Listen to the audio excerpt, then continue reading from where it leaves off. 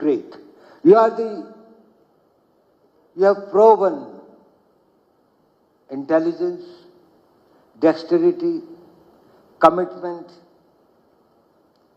by which you have been able to achieve, which very few in this country aspire and are able to achieve it as a reality. You also have got a great future ahead. There is no doubt about it. The world is before you to succeed. The point is whether you will be able to intertwine your growth and progress with something beyond you. Will you be able to contribute to the society, to the country, to the civilization to which you owe a lot? When Director Kamakoti asked me to be here, obviously I was quite reluctant. I never make public appearances. As Dr. Goenka just told me before I entered here, he said it's the first time I'm seeing you anywhere in a public platform in last 7 years. I don't know when was it that it was the last 7 years. But normally I never go. But firstly, my respect for Professor Kamakoti is one thing. But secondly, I had a very small message to give you. And I thought that I will take this opportunity to convey a very small message. But before that, I will have to provide you a perspective.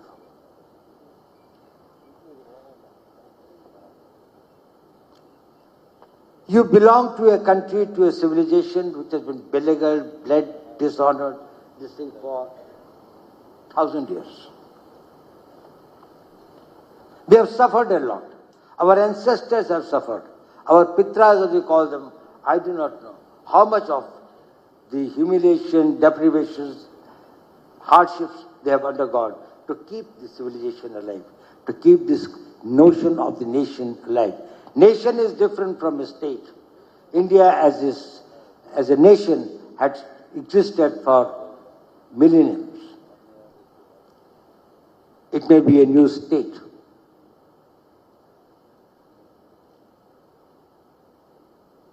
Even when we got independence in 1947, our GDP was barely $20 billion.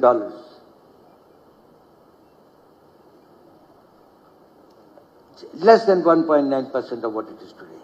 We had 80% population below the poverty line. And do you know, just a few years, or 2-3 years before the independence came, we suffered a famine in Bengal.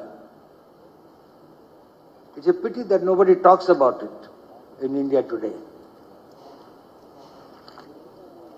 Do you know, as per the British records, how many people died in that starvation death, due to starvation death? There are 60 lakh people died. And there was nothing that was talked about it in the slave nation. That showed that the country's spirit had been enslaved to that extent that it became a non-event. Today, if there are 5 such deaths, the whole country will rise. The youth will destroy. You will find governments will fall. Deaths due to starvation because you could not eat. And therefore, 60 lakh people died as per the records. That is the thing that we came. And as Dr. Goenka said, we will be completing 100 years of our independence 22 years from now. You will be at the prime of your careers. You will be in your mid-40s or late 40s.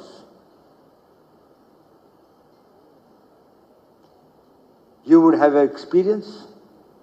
You will have the knowledge. You would also have the personal stability, financial stability, family stability, social stability by that time. And still you will have many decades to contribute and work. What will be that India like? Let us visualize. Dr. Goenka said we'll have a GDP of 32 trillion as against probably 4.1 today. About 8 times of the present one. Our per capita income will be about $22,000 per head, per person, from 2,500 now. We will have working population of 1.1 billion people, highest in the world, which will be better educated, which will be highly skilled, which will be globally interconnected, and will also have the largest technical pool. In contrast, China will have a squeezed 700 million, at 23% less than what it is today. We will have the world's largest military force. At present, 1.9% of GDP of 4.1 trillion, we have got a budget of $77 billion. It's a 32 trillion economy, and even if we spend only a substantially low percentage of 1.9% of our GDP, we will have a defense budget of 700 crores. We will be world's one of the biggest global market because we will have a burgeoning middle class. And as having a unique geopolitical situation, demography, soft power, international connectivity, and the civilizational strength and the spiritual strength that Dr. Padma Subramanianji just told us and enlightened us about. You will be a tremendous power. Do you think so? Well, I think so. But there is an X factor. And that X factor is going to make a difference, and I have come to tell you only about that. Whether it is in defense, whether it is in manufacturing, whether it is in our socio-economic development, whether it is in any field, there is one factor that is going to make the difference, and that is you. Both as individually and collectively. Next 22 years, what you do and what you contribute, with what mindset and with what passion you live the life, that will determine what will happen to this nation. This is technology. If we have the technology, if we can surpass the technology, if we can meet the challenge of technology, if we have the technology warriors, we will be able to achieve not this, but much beyond it. But if we fail here, you miss it for many centuries to come. In the last 1,000 years, such a time has not come, and this is the generation who has got the time, and the challenge is yours. If you master it, countries' technological needs are going to be vast in every field, in every walk of life. We want it. But there are some critical areas. There are critical and emerging technologies that we'll have to probably look at with much greater, where we'll have to get much greater focus. It is important because our needs are multiple and diverse. But every nation has got some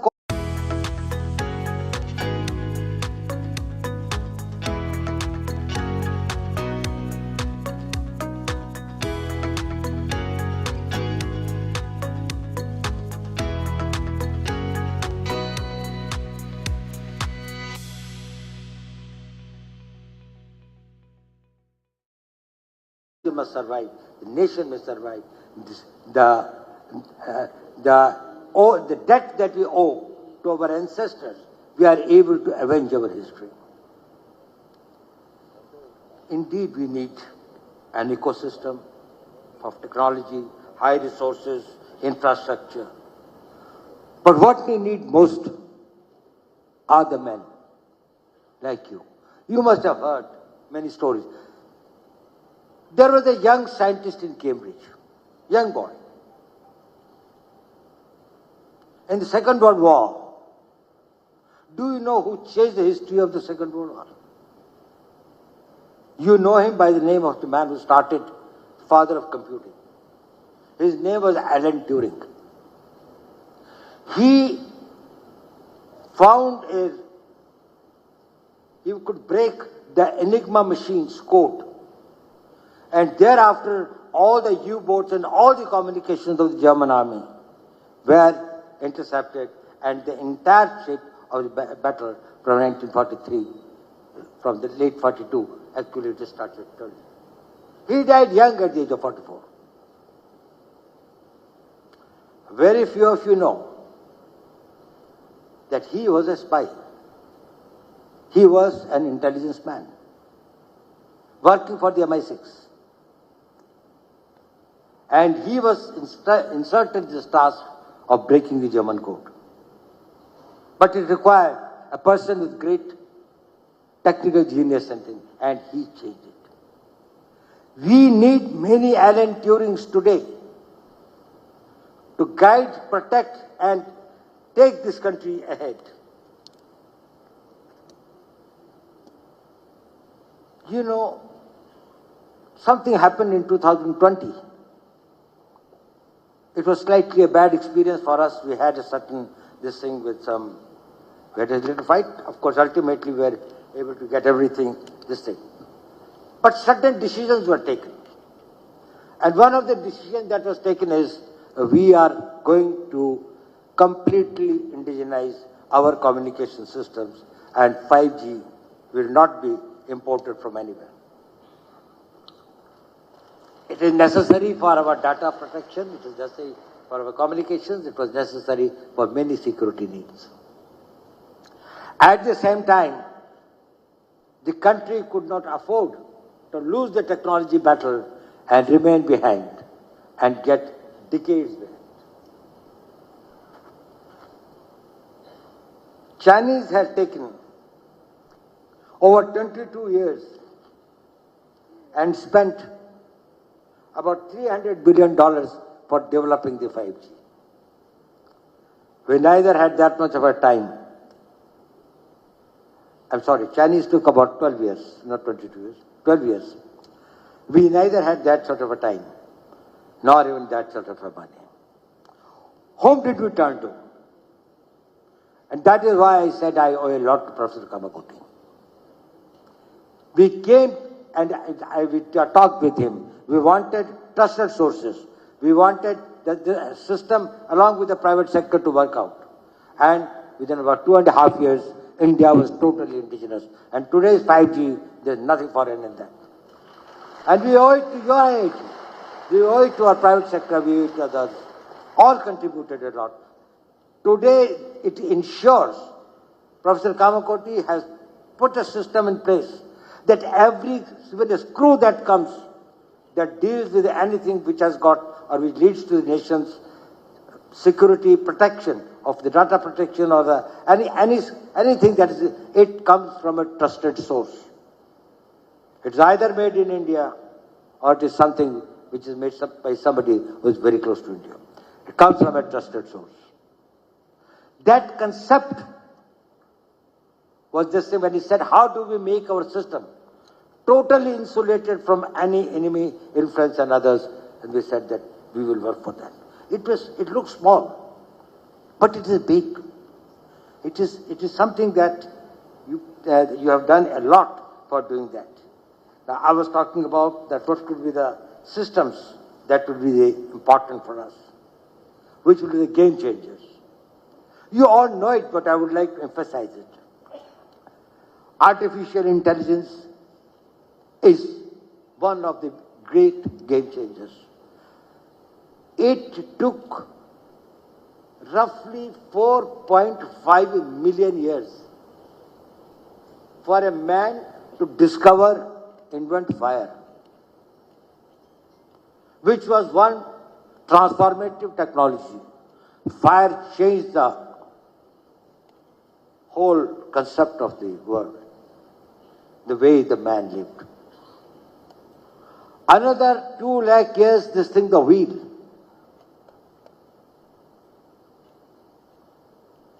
And then many such things came which we call as this thing, which take a shorter time, and others, your steam engine, printing press, computers and others. The rate at which it was changing, the world was changing. Artificial intelligence is going to change the world every year at that rate. It will become unrecognizable from everything that we do today. Is probably changed, and its applications will be diverse. It's not only required for your research and development, for machine learning, for large language models, for defense, robotics, medical, finance, anywhere. If India is able to lead and develop, make it a focus point, that this is one area that we have to develop. Another is about quantum, the quantum computing and its all applications. Utilizing the principles of superpositioning and entanglement, it can make tremendous difference in what we can achieve. It is going to make the classical computing much less relevant. This thing of the photons and others that we are talking about, actually the theory of particles are going to undergo a whole change. The way that from distances and others probably will make this thing, the conventional thinking of this thing, that how particles will behave and this thing probably will be much more unpredictable. So in the computing, in communications, and material sciences and drug discoveries, probably you will find that this whole new world opens. Semiconductors, now that is the building blocks of the modern technology. Our chips with complex electronic circuits are going to provide us a lot of these things, whether from the automobiles or from the children's toys to the satellites to the robotics to anything. Most of it for our defenses, for our missiles, for our aircrafts, for our battle tanks, for various types of things that probably the chips are going to be able to see. And then the space sciences, and I must compliment here Dr. Goenka, who has contributed tremendously in last 3 years in the new whole district that is opened up for the space sector, for the private sector, and we are doing very well in that. Whether it's in communications, it's in navigations, it's in satellite surveillance, geological mapping, rare earths and advanced materials, energy, etc. Other this thing. Now, the link of the technology and warfare has been always very, very important. The caveman from his stove, a sling with a stone, to the today's contactless warfare and the unmanned systems has been a long journey. Do you know one of the biggest empires which ruled for 2,500 years? One of the most important reasons why it was defeated and was finished by the northeastern tribes of Europe, the Germanians, and later the Byzantines by the Turks. Because the Romans were good horse riders, but never used stirrups. Now stirrups are the iron this thing on which you stand.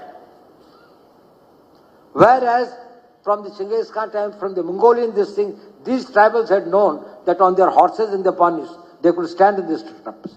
So you can play with the sword. Standing there, you can throw a spear with that. Whereas on the horse, where you are sitting on a blanket on top of it, you can only tumble down, if anybody wants. Roman Empire got finished. It's the technology. Mughals brought here the Hemu's army and others, which was much more powerful than of the Babur and others. It was the bazookas, the gunpowder. The Mughals brought the gunpowder. And the Indian elephants started reversing their direction and stumbling over their own troops. It is the technology.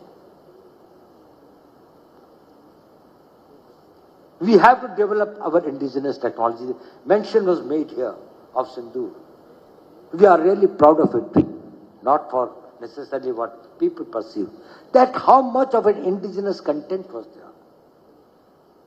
We are proud of it, that some of the best systems that worked, whether it was our BrahMos systems, whether it was our integrated air control and command systems, whether it was our radars, whether it was the whole this of it that was being done at the battlefield surveillance about the position out there. We decided to have 9 terrorist targets in the crisscross of Pakistan. It was not on the border area something, which we thought were there this way. We missed none. We hit nowhere else except that. And it is also not that this was a very, it was precise to the point where we knew who is where. Entire operation was started at 5 minutes past 1 and was over at 28 minutes past 1. 23 minutes.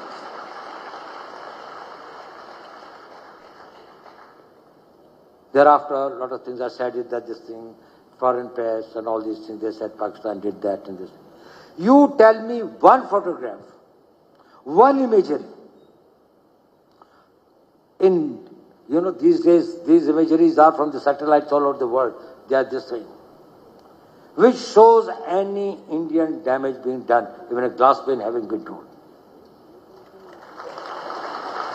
I don't know, only our forces will be knowing what's happening in this thing, but I am just telling, they brought out photographs, they wrote this thing, the New York Times put it this thing, put out very this thing. Only imagery, they said 13 air bases of Pakistan now and now, before 10th May and after 10th May. Whether it was in Sargoda or it was in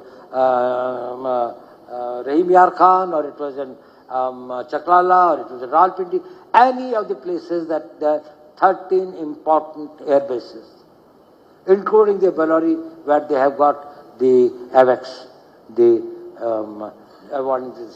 control systems. Now, I'm not telling any of this thing. I'm only telling what the foreign media, on the basis of the imageries, have put this thing, the images and others. So we are very able to achieve it. We are capable of doing that.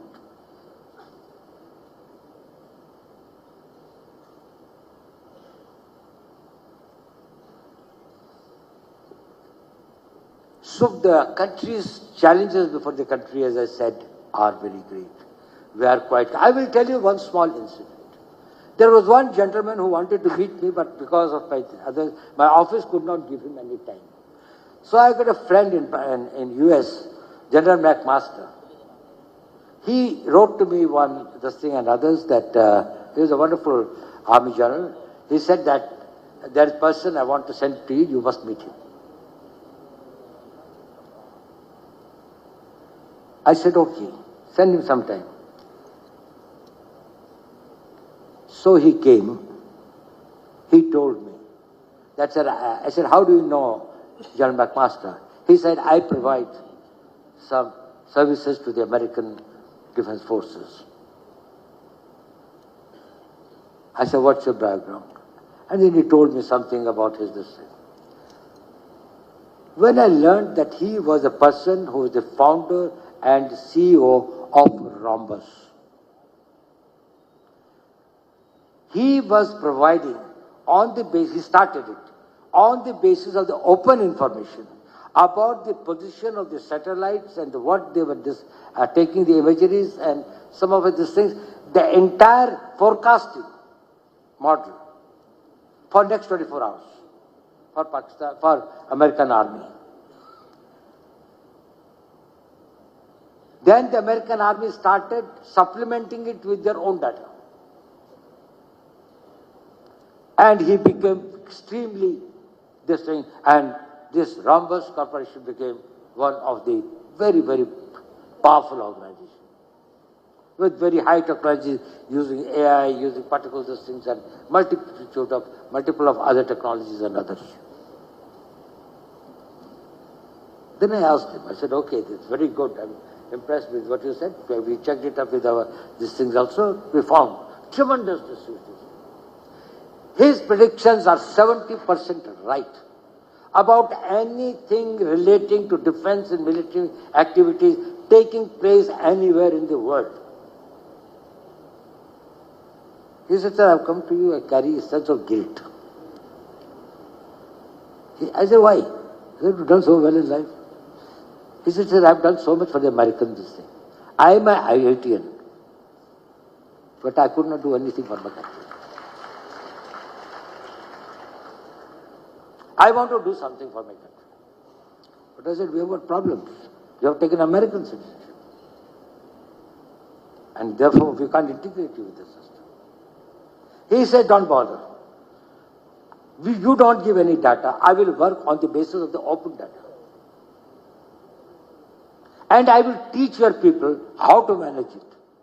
After I go, you integrate the data with your own people to find out this thing. We have started working with him. And he said, I don't want to do it for money. It's not for money. This is the spirit that I want each one of you to go. Will you have that passion for your nation? Is it something that you realize it a little too late? Or you will realize in 2025 that you have to take the country in 2047 where it is destined to.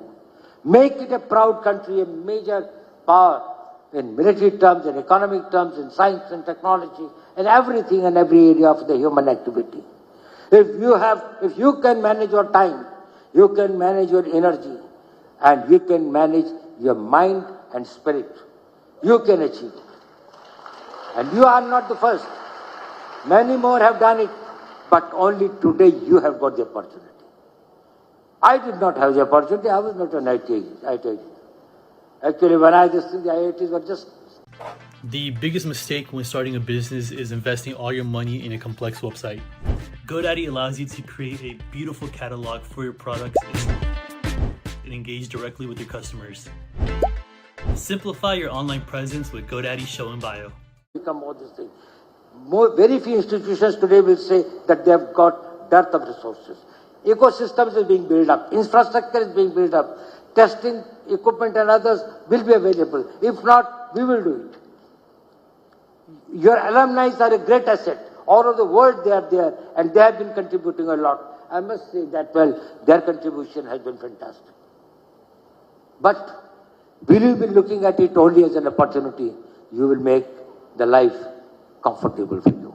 You will be able to go for more of holidays to Mediterranean and other climatic countries, this language. Have a happy family, lead a good life, have some citizenship of some country, and thereafter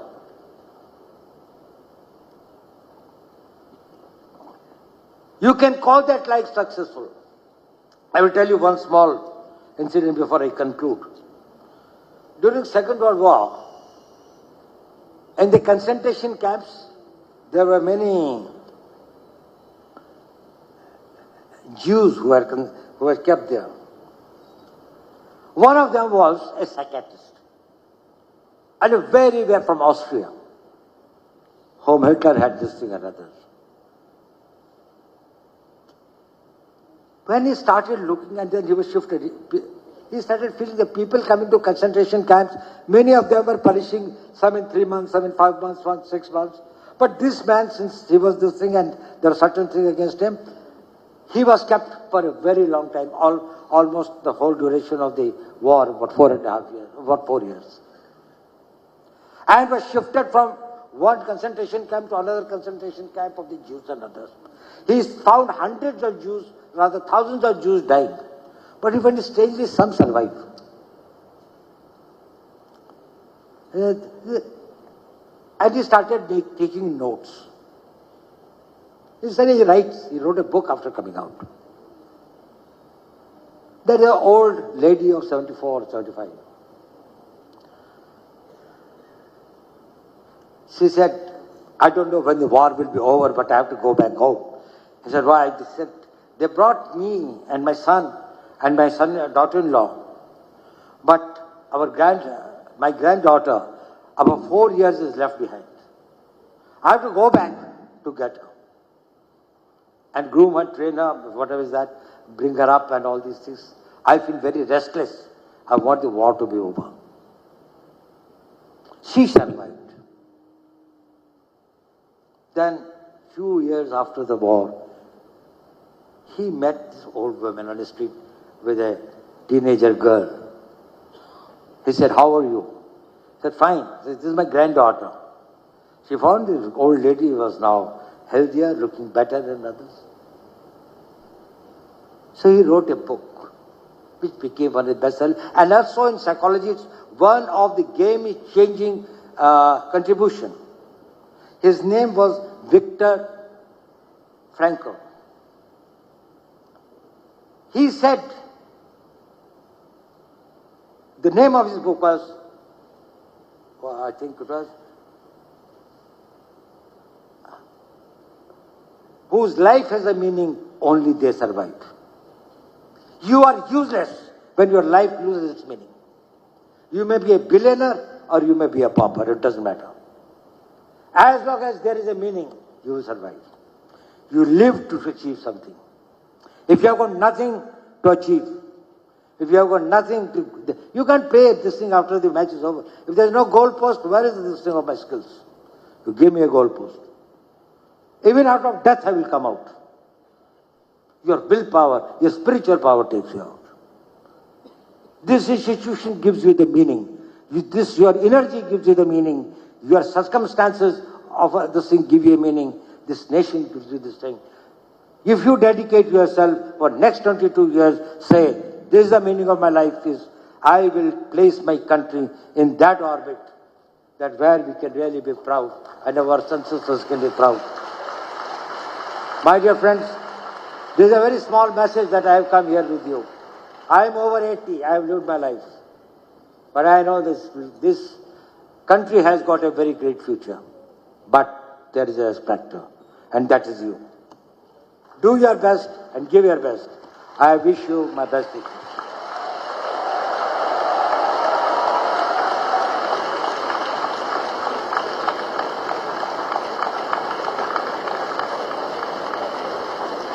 By an eminent scholar and performer like Dr. Padma Subramaniam that you all heard, listening to a man who is only from the field of security. But nevertheless, Dr. Pawan Goenka, Chairman of the Governing Council of the prestigious Indian Institute of Technology, Madras, greetings to you on the award of your Padma Award, which you richly deserve. Your contribution to the country is great. And it's also a matter of pride that you're also a former IITian. Dr. V. Kamakoti, Director of IIT, whom I hold in one of the highest esteems, and whose contribution to not only to the institution and to the discipline of engineering and technology, but to the nation at large, has been tremendous. My association with him now for nearly a decade has been stupendous. And I'll tell you that in very, very difficult times, he had held our hand and has continued to guide and give us a lot of comfort and a lot of support. Esteemed members of the Senate, members of the staff, graduating students and their families, distinguished guests, ladies and gentlemen. I really feel honored and delighted to be here at this hallowed institution of a great reputation, which has got the first of many kinds to its credit, whose contribution, whose pioneership, whose new initiatives has been of a great value to this nation. I must say that to be here on this very solemn occasion is a matter of great privilege for me. I also take this opportunity to congratulate all the young graduates, the most fortunate ones, the one in the history of this nation, which I'll tell you why. that why you are the most fortunate generation in last 1,000 years of India's history. And once again, I'm also grateful to the director who invited me here. Gentlemen, firstly, you should all be very proud that you belong to an institution of which tomorrow you will be the alma mater, the Indian Institute of Technology, Madras, which has produced 48,000 graduates like you who have served the nation and have made a great name for themselves and for the country. What you have achieved is great. You have proven intelligence, dexterity, commitment, by which you have been able to achieve, which very few in this country aspire and are able to achieve it as a reality. You also have got a great future ahead. There is no doubt about it. The world is before you to succeed. The point is whether you will be able to intertwine your growth and progress with something beyond you. Will you be able to contribute to the society, to the country, to the civilization to which you owe a lot? When Director Kamakoti asked me to be here, obviously I was quite reluctant. I never make public appearances. As Dr. Goenka just told me before I entered here, he said it's the first time I'm seeing you anywhere in a public platform in last 7 years. I don't know when was it that it was the last 7 years, but normally I never go. But firstly, my respect for Professor Kamakoti is one thing. But secondly, I had a very small message to give to you. And I thought that I will take this opportunity to convey a very small message. But before that, I will have to provide you a perspective.